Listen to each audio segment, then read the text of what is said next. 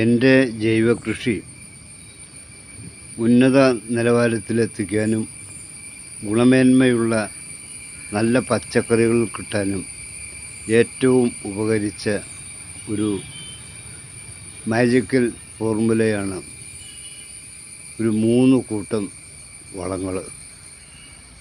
അതിലൊന്നാണ് നമ്മുടെ ഈ കടലപ്പിണ്ണാക്ക്. ഇത് കുറച്ച് വില കുറഞ്ഞ് കിട്ടിയപ്പോൾ ഞാൻ 6 കിലോ വാങ്ങിച്ചു. 6 കിലോയല്ല, അവിടെ അത്രയും ഉണ്ടായിരുന്നുള്ളൂ. അത്രയും വാങ്ങിച്ചു. 60 രൂപയാണ് ഇത് ഒരു കിലോയ്ക്ക്.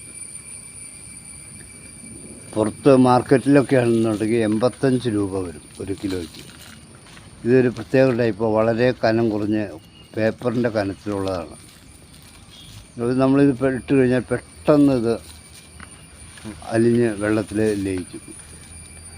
അപ്പോൾ ഇതിൻ്റെ കൂടെ 2 സാധനങ്ങളും കൂടെ ചേർന്ന ഒരു മാജിക്കൽ ഫോർമുലയാണ് ഞാൻ പറയുന്നത്. പുതിയ രീതിയിൽ ഉണ്ടാക്കുന്ന ഒരു അടിപൊളി ജൈവ സ്ലറി. വളരെ നല്ല രീതിയിൽ എനിക്കതിൻ്റെ പ്രതിഫലം കിട്ടുന്നുണ്ട്. 1/2 കപ്പ് സ്ലറിയാണ് ഞാൻ ഓരോന്നിനും കൊടുക്കുന്നത്. ഇതിൽ നിങ്ങൾക്ക് കാണാൻ നിറയെ കാന്താരി മുളകാണ് ഉണ്ടായി നിൽക്കുന്നത്. അപ്പുറത്തും അങ്ങനെ തന്നെ അതിൻ്റെ അപ്പുറത്തൊക്കെ ഉണ്ട്, ഇഷ്ടംപോലെ മുളകുണ്ട്. ഇതുകൊണ്ട്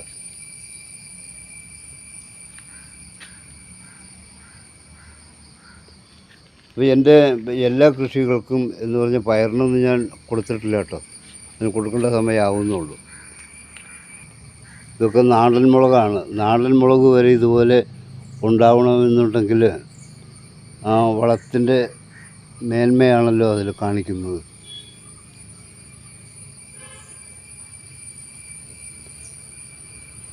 എല്ലാം പറിച്ചെടുത്തിട്ട് ആവശ്യം കഴിഞ്ഞിട്ട് പിന്നെ നിൽക്കുമ്പോഴാണ് ഈ പഴുത്തു പോകുന്നത്. ഇതൊക്കെ റോക്കറ്റ് മുളകാണ്, നിറയെ മുളകാണ് ഉണ്ടാകുന്നത്.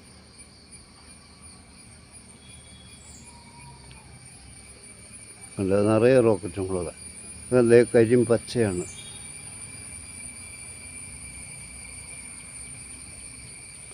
ഒരുപാടാണ് ഉണ്ടാകുന്നത്. അപ്പോൾ ഞാൻ അത് എങ്ങനെ ഉണ്ടാക്കുന്നതെന്നൊന്ന് കാണിച്ചു തരാം. ആ സ്ലറി ഇപ്പോൾ നമുക്ക് വേണ്ടതൊരു 10 ലിറ്റർ കഞ്ഞിവെള്ളമാണ്.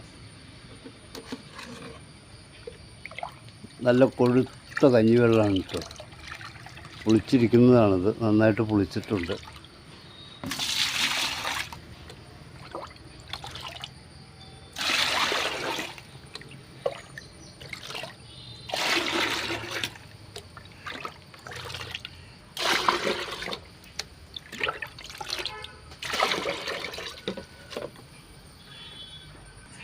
അപ്പോൾ അത് 10 ലിറ്ററിൻ്റെ ബക്കറ്റാണ്. അതിൽ നിറയെ കഞ്ഞിവെള്ളമുണ്ട്. നമുക്ക് 20 ലിറ്റർ കൊള്ളുന്ന മറ്റൊരു ബക്കറ്റിലേക്ക് അത് ഒഴിക്കണം.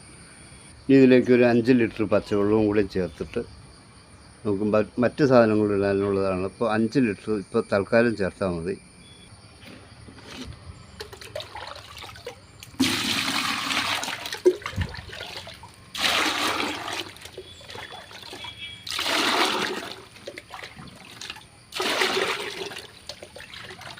ഈ കപ്പ് വലുതാണ് കേട്ടോ. 9 കപ്പ് ഒഴിച്ചപ്പോഴേക്കും അത് 10 ലിറ്ററിൻ്റെ ബക്കറ്റ് നിറഞ്ഞു. അപ്പോൾ അതിലേക്ക് നമുക്ക് ഈ പച്ചവെള്ളം കൂടെ ഒഴിക്കാം.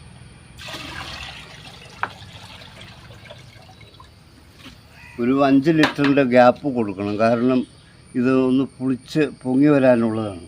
അപ്പോൾ ഇതിലൊരു 5 ലിറ്ററിൻ്റെ ഗ്യാപ്പുണ്ട്.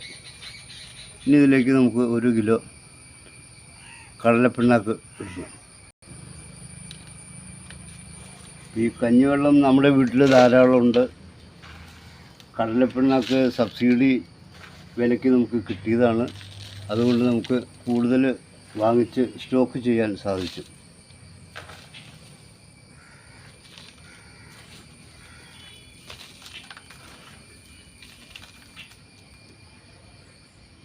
ഇത് 3/4 കിലോ കാണാനേ സാധ്യതയുള്ളൂ.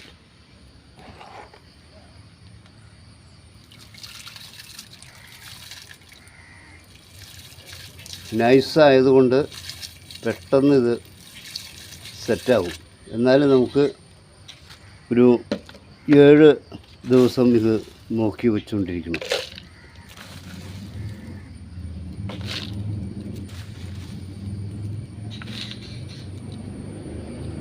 ഇപ്പോൾ 1 കിലോ ആയിട്ടുണ്ട്.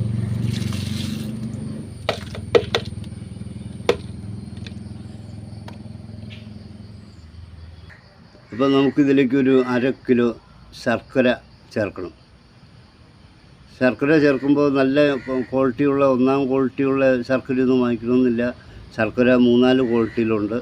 അപ്പോൾ ഏറ്റവും മോശമായ ശർക്കര ചേർത്താൽ മതി വെള്ളം ഉണ്ടാക്കാൻ. അത് ചോദിച്ചു കഴിഞ്ഞാൽ ചിലർ ഈ ചാരായവാറ്റ് നടത്തുന്നവരൊക്കെ ഇതുപോലെ ശർക്കര വാങ്ങിച്ചുകൊണ്ടു. ഏറ്റവും മോശം ശർക്കര. നമ്മുടെ കൃഷിയുടെ ആവശ്യത്തിനാണെന്ന് പറഞ്ഞാൽ ഈ മോശം ശർക്കര കിട്ടും. വളരെ വിലക്കുറവാണ്. അപ്പോൾ അത് വാങ്ങിച്ചാൽ മതി. ഞാൻ ഇത് അതുപോലെ വാങ്ങിച്ചതെന്ന് വെച്ചാൽ വാങ്ങിച്ചതല്ല, ഒരാൾ വാങ്ങിച്ചിട്ട് ഇരുന്നത് എനിക്ക് തന്നതാണ്. അപ്പോൾ അങ്ങനത്തെ ശർക്കര ഉപയോഗിക്കുക. ഈ ശർക്കര ഇടുന്നത് കൊണ്ട് 3 ഗുണങ്ങളുണ്ട്. അത് നിങ്ങൾ അറിഞ്ഞിരിക്കണം, ഞാനത് പറയാം. അപ്പോൾ ആ ശർക്കര കൂടി ഇപ്പോൾ നമുക്കിതിനകത്തേക്ക് ഇട്ട് കൊടുക്കാം.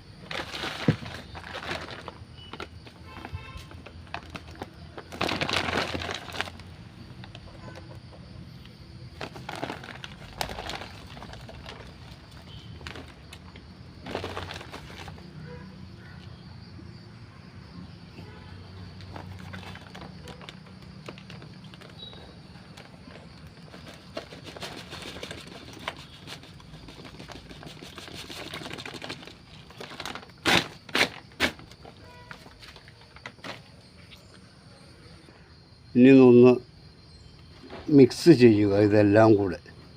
ഇപ്പം നമ്മുടെ കടലപ്പിണ്ണൊക്കെ ഇട്ട നേരം കൊണ്ട് തന്നെ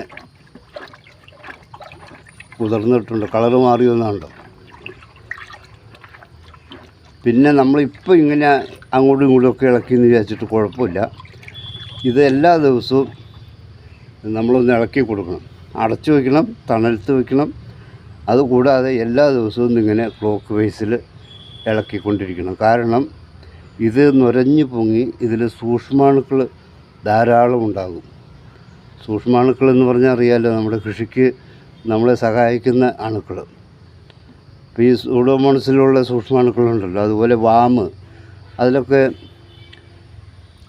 സൂക്ഷ്മാണുക്കളുണ്ട്. അപ്പോൾ അങ്ങനെയുള്ള സൂക്ഷ്മാണുക്കൾ നശിച്ചു പോകാതിരിക്കാനാണ് ഈ ക്ലോക്ക് വൈസിൽ. ഇപ്പോൾ ക്ലോക്ക് വൈസിലല്ല ഇളക്കണമെന്നുണ്ടെങ്കിൽ കുഴപ്പമില്ല, ഇടത്തോട്ട് വേണമെങ്കിൽ ഇളക്കാം. പക്ഷേ ഇടത്തോട്ട് മാത്രമേ ഇളക്കാവൂ. അല്ല വലത്തോട്ട് ഇളക്കണമെങ്കിൽ വലത്തോട്ട് മാത്രമേ ഇളക്കാവൂ.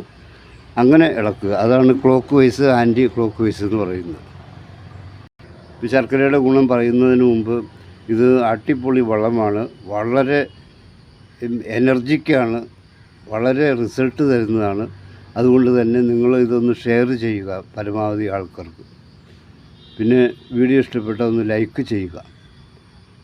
അതുകൂടാതെ എൻ്റെ ചാനൽ ഇതുവരെ സബ്സ്ക്രൈബ് ചെയ്തിട്ടില്ലെങ്കിൽ നിങ്ങളുടെ സപ്പോർട്ട് ആവശ്യമുണ്ട്. നിങ്ങളൊന്ന് സബ്സ്ക്രൈബ് ചെയ്യുക. തൊട്ടടുത്ത് ബെൽ ബട്ടണുണ്ട്, അതുകൂടി ഒന്ന് ക്ലിക്ക് ചെയ്താൽ താഴെ കുറേ ഓപ്ഷനുകൾ വരും. അതിൽ ഓൾ ഓപ്ഷൻ കൂടി ഒന്ന് ക്ലിക്ക് ചെയ്യണം. അതെന്താണെന്ന് വെച്ച് കഴിഞ്ഞാൽ ഞാനിടുന്ന വീഡിയോ അപ്പോൾ നിങ്ങളുടെ ഫോണിലേക്ക് ഒരു മെസ്സേജ് ആയിട്ട് വരും. നിങ്ങൾക്ക് ആവശ്യമുണ്ടെങ്കിൽ കാണാം, അല്ലെങ്കിൽ കളയാം. അത്രയേ ഉള്ളൂ. പിന്നെ ഈ പല സ്ഥലത്തും ഞാൻ ശർക്കരയുടെ പറയാം കേട്ടോ, പല സ്ഥലത്തും ആൾക്കാർ ഇതിൻ്റെ കൂടെ എല്ലുപൊടി ചേർക്കുന്നു, വേപ്പിൻ പിണ്ണാക്ക് ചേർക്കുന്നു, ചിലർ ചാരം ചേർക്കുന്നു. ഇതൊക്കെ ചേർത്തുകൊണ്ട് യാതൊരു കാര്യവുമില്ല. കാരണം വേപ്പിൻ പിണ്ണാക്കൊക്കെ ചേർത്ത് കഴിഞ്ഞാൽ ഇതിൽ സൂക്ഷ്മാണുക്കൾ നശിച്ചു പോവുക ചെയ്യുന്നത്. അവർക്കറിയില്ല, അതാണ് ആരാ പറഞ്ഞു കൊടുത്തതെന്നൊന്നും അറിയില്ല. എല്ലുപൊടി ഇതിൽ ചേർത്താൽ കാര്യമില്ല. മണ്ണിൽ കിടന്നാൽ പോലും എല്ലുപൊടി 4 മാസം കൊണ്ടാണ് ഈ മണ്ണിലേക്ക് അബ്സോർബ് ചെയ്ത് ചെടി വലിച്ചെടുക്കുന്നത്. 4 മാസമെങ്കിലും പിടിക്കും. ആ എല്ലുപൊടി അല്ലാതെ അതിനകത്ത് ചേർക്കുന്ന മറ്റ് ഗ്രോ മെറ്റീരിയലുണ്ട്, അതാണ് ചെടി വലിക്കുന്നത്. എല്ലുപൊടി ഒരിക്കലും വലിക്കുന്നില്ല. അത് 4 മാസമൊക്കെ കഴിയുന്നു. അതുകൊണ്ട് ആ എല്ലുപൊടി ചേർക്കരുത്. ഈ വളത്തിന് ഈ 3 സാധനമാണ് ഏറ്റവും നല്ലത്. അതായത് ഈ മുക്കുട്ട് വളം, കഞ്ഞിവെള്ളം, ശർക്കര, കടലപ്പിണ്ണാക്ക്. ഇനി ശർക്കരയുടെ ഗുണം അതൊക്കെ നമ്മൾ ഓരോന്ന് അറിഞ്ഞിരിക്കണ്ടേ. ഇപ്പോൾ കഞ്ഞിവെള്ളം ചേർക്കുന്നത് സ്റ്റാർച്ചാണ്. ധാരാളം സ്റ്റാർച്ച്, മറ്റു കാര്യങ്ങളൊന്നും അതിനകത്ത് കാര്യമായിട്ടില്ല. സ്റ്റാർച്ചാണ് കൂടുതൽ, കൊഴുപ്പ്. പിന്നെ കടലപ്പിണ്ണാക്ക് ചേർക്കുമ്പോൾ അതിനകത്ത് കൂടുതലായിട്ട് നിൽക്കുന്നത് നൈട്രജനാണ്.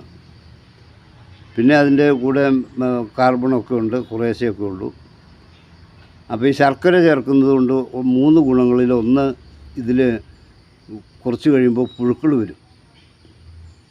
ആ പുഴുക്കൾ വരാതിരിക്കാൻ ഈ ശർക്കരയ്ക്ക് സാധിക്കും. ശർക്കര അതിനെ തടയും, പുഴുക്കളുണ്ടാകുന്നതിനെ തടയും. അപ്പോൾ പുഴുക്കൾ ഉണ്ടായാൽ കുഴപ്പമൊന്നുമില്ല, പക്ഷേ നമുക്ക് അതൊരു കാണുമ്പോൾ ഒരു അസ്വസ്ഥതയാണ്. അതുകൊണ്ടാണ് പുഴുക്കൾ വേണ്ട എന്ന് നമ്മൾ തീരുമാനിക്കുന്നത്. പുഴുക്കളുണ്ടായാൽ കുഴപ്പമൊന്നുമില്ല, ചെടിയെ നശിപ്പിക്കുകയൊന്നുമില്ല. ചെടിയുടെ ചുവട്ടിലേക്ക് ഒഴിച്ചു കഴിഞ്ഞാൽ 1/2 മണിക്കൂറിനകം പുഴുക്കൾ ചത്തുപോകും. അപ്പോൾ അതാ പ്രശ്നമില്ല. എന്നാലും നമുക്ക് കാണുമ്പോൾ ഒരു ബുദ്ധിമുട്ട് കാരണമാണ് പുഴുക്കൾ വേണ്ട എന്നുള്ള തീരുമാനം. അപ്പോൾ അതിന് ശർക്കര സഹായിക്കും. പിന്നെ ശർക്കരയുടെ ഒരു ഗുണം എന്താണെന്ന് വെച്ച് കഴിഞ്ഞാൽ ഇതിന് ദുർഗന്ധം ഉണ്ടാവും. ഇത് നമ്മൾ അടച്ചു വച്ചിട്ട് തുറക്കുമ്പോൾ ഭയങ്കര ദുർഗന്ധമായിരിക്കും. ചെടിയുടെ ചുവട്ടിലൊക്കെ ഒഴിച്ചു കഴിയുമ്പോൾ പരിസരത്ത് പോലും ആൾക്കാർക്ക് നിൽക്കാൻ പറ്റാത്ത രീതിയിൽ ഭയങ്കര ദുർഗന്ധം ഉണ്ടാകും. ഈ ദുർഗന്ധത്തിന് ഒരു 3/4 ഭാഗം പിടിച്ചു കെട്ടാൻ ഈ ശർക്കരയ്ക്ക് സാധിക്കും. ദുർഗന്ധം ഉണ്ടാകും, ചെറിയ രീതിയിലുള്ളൂ. അപ്പോൾ നമ്മളത് പച്ചവെള്ളമൊക്കെ ഒഴിച്ച് ഇനി ഡൈല്യൂട്ട് ചെയ്യണമല്ലോ എടുക്കുമ്പോൾ.